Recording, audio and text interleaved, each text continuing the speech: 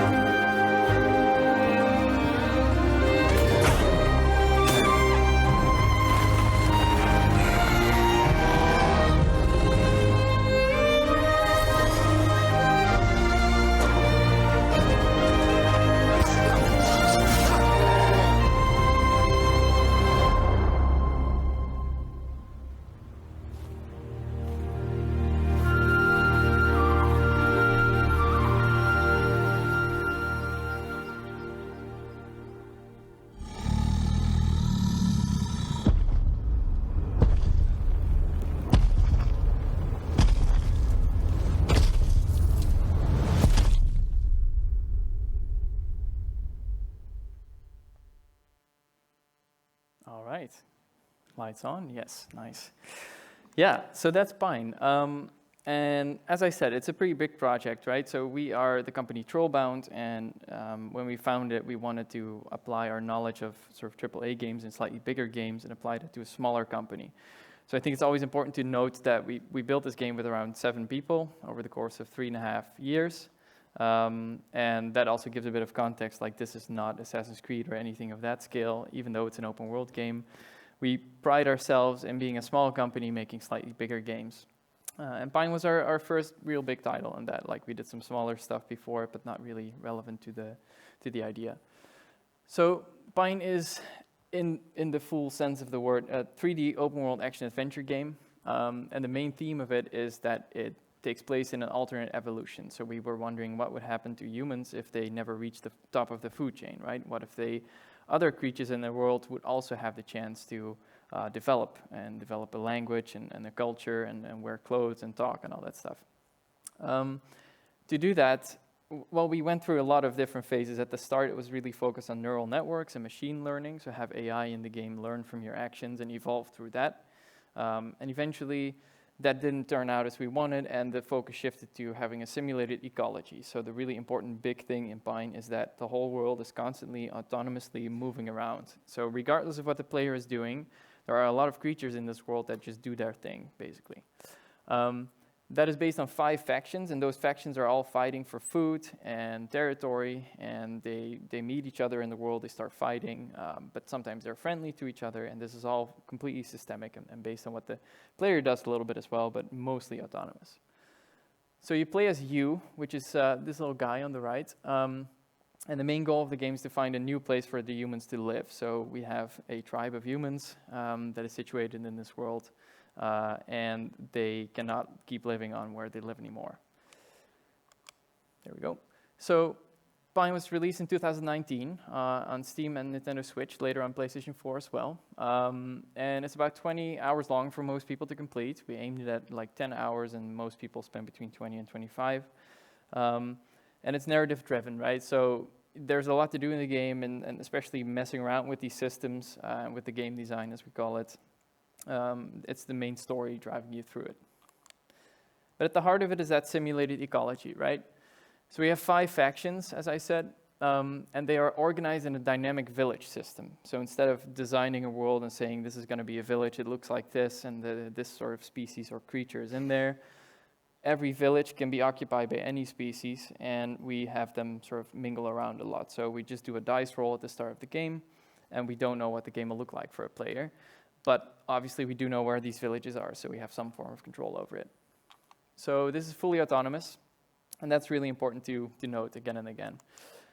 To give you a picture, these are the 5 factions in their full effect. So we have, all of them are based on like an animal and thinking about what would happen if they overcome their biggest enemy, for example, or if they start wearing clothes, or what sort of industry they would push themselves into if they became a bit smarter. And that's what you end up with. So like it's always the same 5 species, but they have color variation and clothing variation, so it all looks like separate NPCs. So these factions are really like that. We really call them factions because it's really easy for the player to understand what that means in terms of a game, right? You have a sort of conflicting war vibe going on between these factions, unless they're very friendly to each other, where they'll just greet each other when they say hi. And as I said, they're organized in villages, and these look like this a little bit. So this is a village in the Dune area, which fit nicely with the background of these creatures. But yeah, you can just see in the middle we have a sort of pole with 2 flames on it, meaning that this village is at level 2. And if you give them more food and more resources, they will grow the village a bit bigger. But if you start to raid their village or another species does that, then the village might disappear. But there's a lot of information that you can just visually see in these villages. This is another one, a small one from the Carry Blinn, the one on the left just now with the creatures. Or this one, which has the crockers inside it. And all of these objects within the village are dynamic. So again, we know that we've designed and placed the village right here, but we don't know who's going to occupy it at the start of the game. And with we, I mean us and the player. So what can you do as a player, right? Because that's eventually where the real game comes in. We at the start, we thought, we want to make a game about evolution, about adaptation, but not base it on like a simulation or a God game where you sort of take a bird's eye view and start selecting things and controlling the world. We want you to be a human, right? And be inside of these villages just like you would be as a person. So here's an example of some of the things that you can do. In this case, I'm friendly with this species called the gobbledoo. It's like a bird-like species, and this is the trading menu. And what I'm doing here is I'm trying to find the right items to trade. I can see what they like on the top right. And I trade it against a raid flare, as it's called. And the cool thing about a raid flare, it's one of the most direct influences you can have on this simulation. Right, so we have all these villages that are just constantly moving around. There's one over there. But me as a player, I can influence it and sort of mess with the simulation, as we call it, by, for example, placing a raid flare here, which will call a group of that species I was just at and have them attack this village, right? So it sends out a signal, And I can literally just wait for a little bit, or I can start messing around with the village myself, but that's going to be a bit tougher, right, because there's a lot of them. So in this case, I'm just going to wait in the bushes for a little bit. And then, depending, again, on how the simulation is governed, a group of these creatures will come by, and they'll start raiding this village. And because I paid dearly for it, right, so it's not as cheap or free to just do this all the time. This is one of the strongest influences you can have in the game. It's also just to give an example of all the types of things you can do, because you have a friendship with all of them. And, well, as you can see, a fight will ensue. I'm not going to do the whole fight. It doesn't get bloody, luckily, but it does get a bit nasty sometimes. This actually was a video from the development as well, so you'll see some things go wrong in a bit as well. That's always, I guess, funny for people. So it's quite chaotic. This is something you unlock later in the game as well, where it's not just as easy, again, as opening a menu and saying, I want this village to be gone or disappear. You actually have to spend some human effort, if you will. So here we keep fighting, and then I went to this part where, well, yeah, he disappears. But then the village actually disappears as well into the floor. Now, also a development problem here was that we didn't recognize that the birds and the human were supposed to be friendly, so they started attacking me as well. But hey, that's game development, right? So the idea is that, again, this simulation is at the heart of everything. So all the questing that we did and everything is based on trying to shape the world to your hand. And narratively, that's really interesting because the game is sort of speaking out the message that maybe humans shouldn't want to have a hand in everything, right? Maybe just don't mess with a big world that's living like this in fair peace, if you will. Because the peace is actually coded in, right? Like the world is always at a stable state unless the player messes with it. So that was really interesting to us. Now, technically, like literally on the technical side, we have a simulated ecology that's based on simulation space and real space. So simulation space, in our case, means that we created a virtual network of highways, if you will. So this is the entire island, and you can see all the little highways scattered across the island. And this is where, in a virtual space, all these creatures are always moving around, right? So we simulate that a group of the birds and a group of the lizards, they're walking on a path, and if they meet each other and they're not friendly, we do a dice roll because they fight, and then we have the outcome of that, and the group will either perish, or maybe both of them will flee if they have low confidence, etc., etc. A lot of rules and a lot of ways to simulate this, but nothing of this is clear to the player, right? Nobody even cares about this because that's not what you see. But when the player is nearby, we actually do want them to see everything. So in a radius around the player, we translate that simulation space to real space, as we call it, which is where all of these creatures and groups are being visualized and actually materialized into something that you can interact with. So that's a lot slower as well, because a battle between the lizards and the carablins, in this case, will take a lot longer in real space because you're actually in front of it, right? And they have to do animations, they have to hit each other, their health needs to hit 0, etc. So that's really like the most important thing about the simulation. It's constantly shifting between the simulation space and the real space. This was really interesting to set up because all of these places on this highway needed to have correct locations so that if we would translate them, they wouldn't be in a tree. Simple stuff like that took us a long time to figure out, like how do we make sure that these creatures can actually roam around when you need to translate it. So one of the things we did is make a camera that flies through the world the entire night at 200 times the speed, and then record the data in the morning, see if anything or anyone was stuck. For like 5 months in development, the lizards every time would have taken over the entire island, so that was also a thing like, okay, perhaps you need to balance that a little better, right? Another interesting thing here is that all these creatures are gathering food, and they are going to their village, etc. So these are like all the yellow things that you see, the little highways into, grabbing a resource and then going back to the normal highway, right? So there's a lot of nuance still even in the virtual network because that's at the heart of simulation. So these villages, they have a commander, as it's called. And it's important to note that that's a commander system because a lot of people think, we just make a creature who screams things at the other creatures and then that's that. But this is a system that runs in the background, is never actually visualized for a player. But this gives a schedule to these villages for gathering and raiding and eating and sleeping. And those are all based on their current needs and the state of the village. So if the village is really small, they might perish if somebody comes to attack them because they're, very small. They only have a few people. So they'll prioritize gathering more foods in the world, right? They'll send out more gathering groups. Now, if I as a player realize that and I see a small village, I can also wait outside the village and I'll see more gathering groups come out.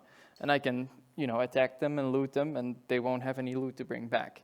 So that's a really very stable, very realistic base to this whole village system. We want the players to interact with it as they would if they were a human, if you will. So that's sort of the systemic side of these things, in a nutshell. But then the more interesting, well, to me anyway, the more interesting challenge here was how do we tell a story with a human throughout these systems, and how do we let them interact with it, right? So I'll briefly go over the narrative a little bit just to give you the context, right? And then an interesting example of the narrative struggles that we had. So you is from the human tribe, and as I said, they're not at the top of the food chain. They also have a slightly different evolutionary course. That's why they look a bit weird, I suppose. But we wanted to focus again on that whole evolutionary theme of it. And you lives on this village, on like a big windy cliff, quite high up. And you can kind of overlook the entire island if it were not for all the fog that's on the bottom. So they don't know a lot about the world outside, if you will, but some of them are interested in it. One of them is Yu's brother, whose name is Amam, and he's kind of tired of this isolation, especially because their habitat is getting destroyed a little bit by these harsh weather conditions. So he's like, we should, go out in the world and find something. Now, the inciting incident at the start of the game, it's very sad. Amam perishes. Spoilers. This is very quickly into the game, which basically means that you will have to take over this task and go out in the world to find that. So this peaceful village turns into these tree houses collapsing a little bit, and the humans realize, we cannot be living here anymore. So this all takes place in this little corner here in the bottom, which is, of course, an isolated space, right? It's very linear as well. We say linear in game design when we say that you just follow the steps instead of the immediate open world design of just going wherever you want. We want the player to learn a few of the mechanics. We want it to be secluded, to have that feeling of the humans don't actually know anything about the world outside. But the nice thing for us is that we have already started the simulation beyond it, so we have some time for it to warm up. So once you realize and once you reach into the outer world, you don't really get a sense that, things are just, being dice rolled. You can actually see creatures move around. Some villages have been happening. Very often, when I see someone play the game, even on YouTube or Twitch, in the introduction phase, I can hear like a horn in the background, knowing like, oh, a village is getting raided. They have no idea what it means, but I know that stuff is already brewing and happening. So that's pretty cool. So the introduction is about 40 minutes to an hour because there's a lot of mechanics to get through, right? These games are pretty big, so you have combat and figuring out the narrative. But also you need some space to get people used to the village and to the humans and get attached to them a little bit. But then, obviously, we want the player to go out in the world. And I think one of the first quests is a really interesting example of some of the struggles that you run into if you have an autonomous world, or a world that just runs its own course and you want the player to do something. So the first quest is called First Humble Steps. You meet some basic characters, like this little guy on a horse, and his name is Oth. And Oth says just, if you need any more information, find a village. Now, in a lot of games, this would just be go to the village of the Dragon Lord or whatever. And you go there and you do your thing, and that's the questing. But we needed it specifically to be a village because we don't know if the village will exist, right? So the entire game is kind of free like that, but we want to nudge the player into the right direction so that the most amount of players will get quite a nice experience that's pretty close to home, right? Because if you look at this map, you can imagine you come out of the intro area, and that's sort of the first area you want to touch, right?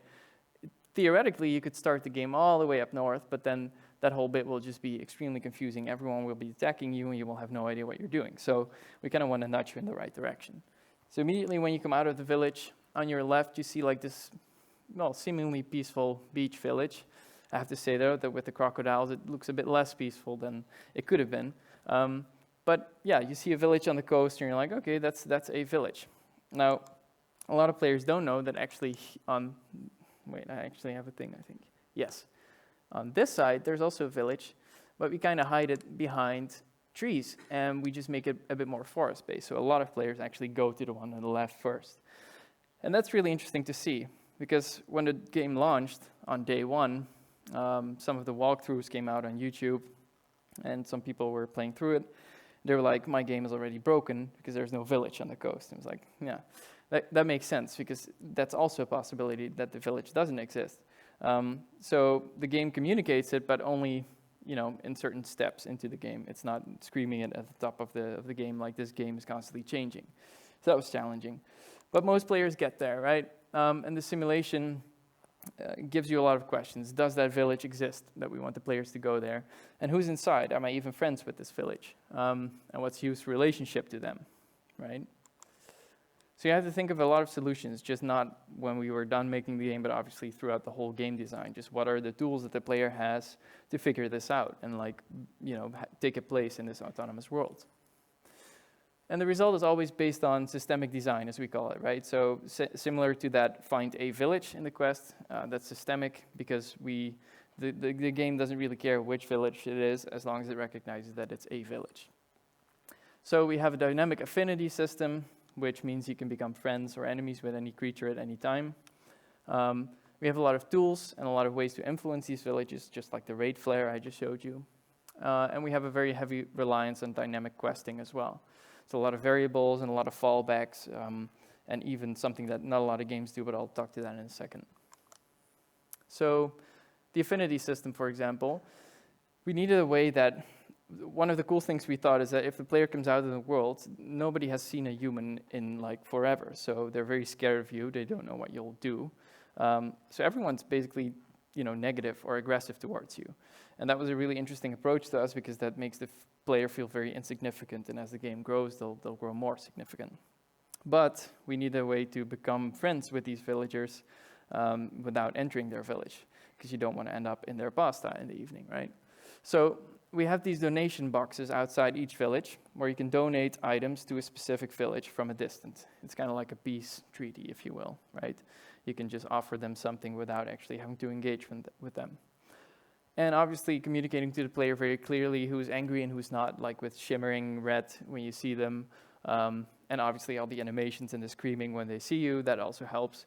They can also wave if they're happy with you. So it's really important to constantly visualize what the status is, because you don't want the player to just engage with the system or a menu. You want them to engage with the world.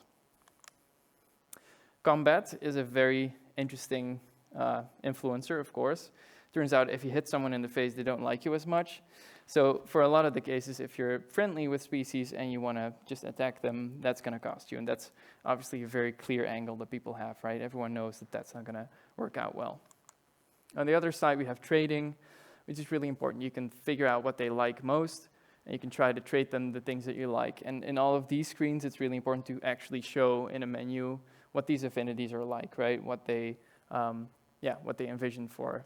I guess what the trading will do to these creatures.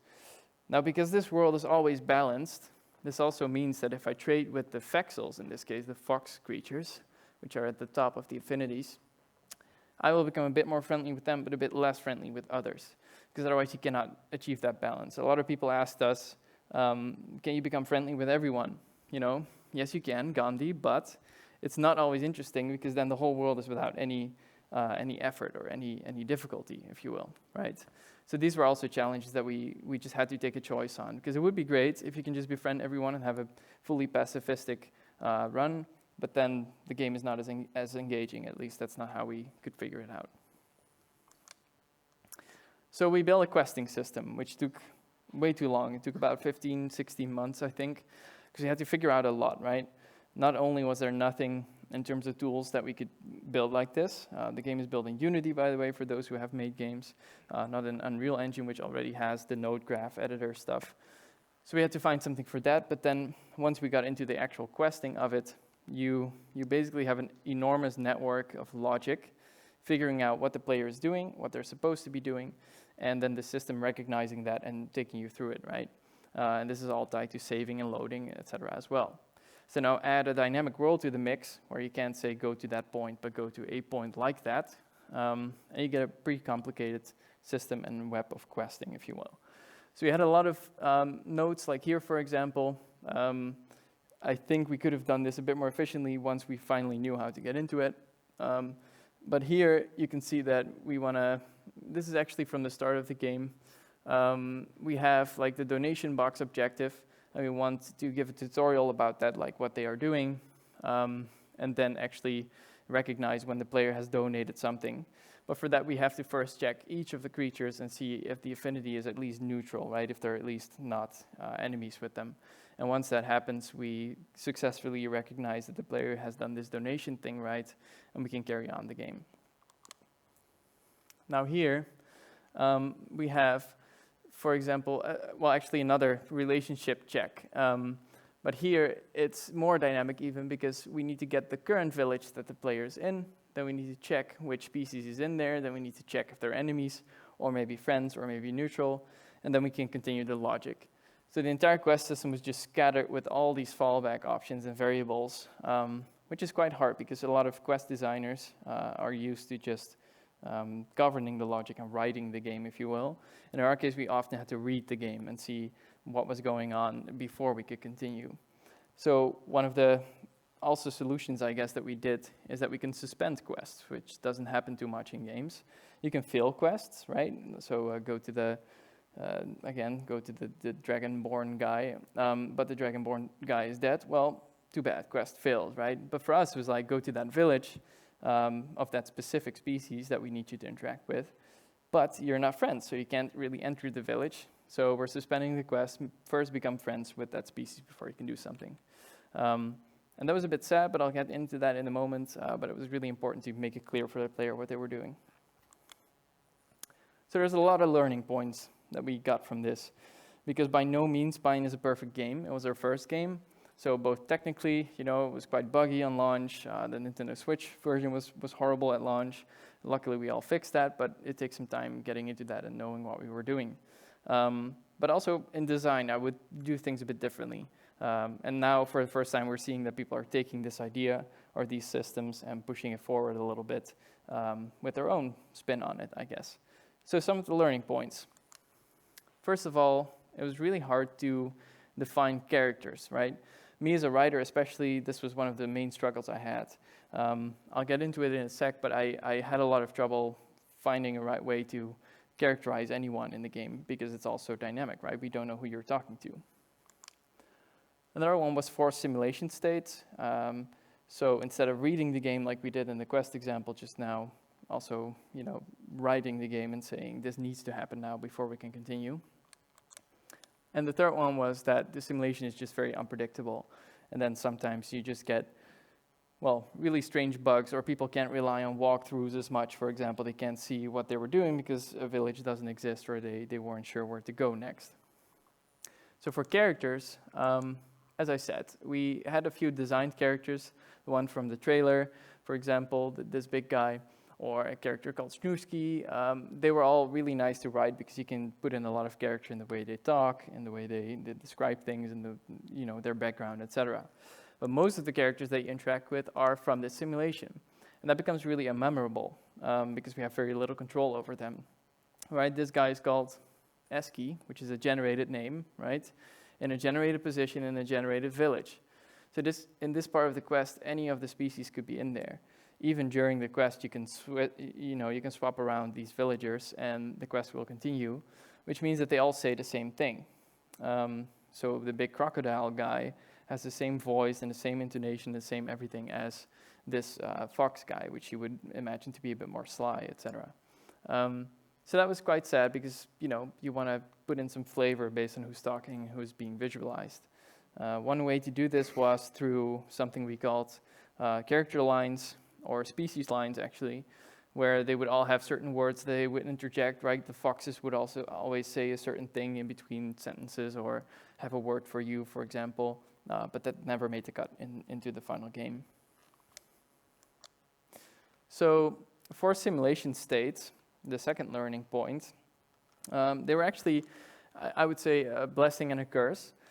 For story purposes, they were amazing because finally I could just rely on what the player was doing and have something very specific happen to them in that case, right? So an example I can give is if I, as a narrative designer, always know that a certain village is going to be occupied by a certain creature, I can do a lot more with theming around it, and even world building, placing the right assets around or having them say interesting things.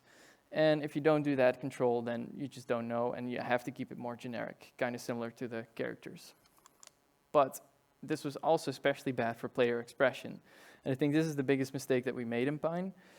To sort of fill up the game and have you engage with everything that we've built, we wanted a part of the game where you need to do research in each of the 5 creatures.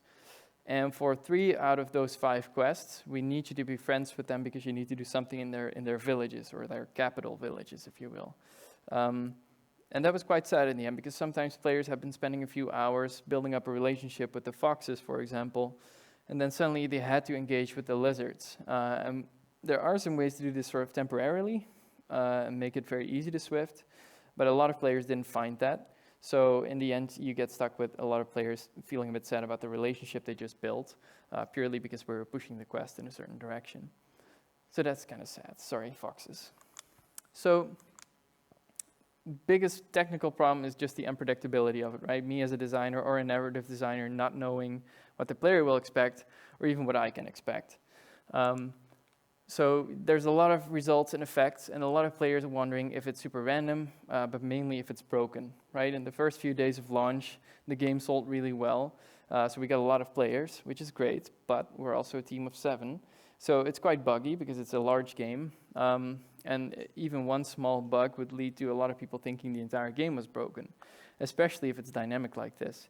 So yeah, you can imagine the outlash, like, the village is not there. So, and this tree was also floating, very similar things, so it's probably entirely broken, right? So it's really hard to get into the mind of the player there and make sure they understand that this is the correct way of behaving. So we constantly had to inform the player. I think this is where most of the UX and design work went into. So in advance, you want to make sure that players understand that things can change, right? So not only narratively, but also be very obvious about visualizations up front, and having menus that show that things are dynamic instead of set in stone. And also inform them when it happens, right? When the village goes down, it's very loud and a lot of smoke is happening, so that we don't just do like one poof, but it's very obvious that a village is being changed. And yeah, as I said, it took a lot of time to test this and think about this, because we wanted it all to fit into the world. I think one of the things that made it into the game in the end is like a hovering bit of information on the amount of food and resources that a village has, but that really doesn't necessarily fit nicely into the world. It's just like pasted on there because there was no time for us to make it more dynamic, right? In a dynamic way, I would have probably, I don't know, have food stacks piled up around the tower, and then the food stacks would grow, and the player would know, oh, these are loaded, right? So also another example is something we call the vault wall problem. So in the game, you have 3 of these locations for the gamers among us, which is pretty much everyone, but it's kind of like dungeons, right? Where at the end of a dungeon, you find a cool new item, and you can take it back into the world. But while the player is in there, things would just normally continue. So you could have spent quite a bit of time getting the walls around these vaults, which look a bit like this, get them out of the way by, for example, befriending the species, or even defeating the species. But once you go inside, the whole village might have been wiped out, and a new species has come in. So you exit the vault, and there's a new wall in front. And this happened a lot during development. So we started placing boxes everywhere, so you always jump over things. But sometimes it's still really confusing to the player. So that's a very visual example of how this stuff was pretty hard to manage. So solutions that are a bit out of our own scope, something that we won't do anything about anymore, but sort of a more, I guess, the way this is flowing now in games. I think with more production time, you can get away with a lot more. 7 people, 3.5 years, it sounds like a lot of time, but really isn't for a game like this. All the normal stuff like traversal, which is moving around, or combat also needs to be nice. And we even often took that for granted. I think that can be a lot better. So yeah, imagine the time you have left for only the questing and the simulation part. So I think bigger teams have a better shot at making this a bit stronger, or building on top of what you already know. I think a good reference is the Nemesis system in Shadow of Mordor. Maybe people know this. It's a amazing way of doing dynamic storytelling, where they have a perfect blend of putting in characters in the game that are still dynamic and based on what the player is doing. It's a bit less, well, the scope is enormous, but they don't do it on like a village level, they do it on just the characters, but it's a really smart way of telling a systemic story. And telling stories with that systemic design is actually a trend that you see more and more. One of the biggest companies in games, Ubisoft, actually calls them their games anecdote factories, and that's the focus they have, right? Ever since they made the big games like Far Cry and now Assassin's Creed, they're really interested in this idea of very dynamically telling a story, so not having specific quests and just throwing 100 designers at them so that you have 1,000 quests, but actually doing it more dynamically and seeing if they can procedurally also set up all these little stories. So I think there's a pretty bright future in this. It's one of the more interesting aspects of game design, if you ask me. Blending the stories with this technical layer of the systems, and then with the design of presenting that information to players. We are not going through with that, actually. This is concept art of our new game. We're pausing it here because we were kind of tired of this whole thing. We're building something else now that focuses much more on gameplay because, yeah, like I said, the team just really needed that. But still, we see that there's some remnants of it because it's just too interesting to let it go, right? Having a world that changes a little bit, even just a little bit, is really interesting for players, I think. And that's that.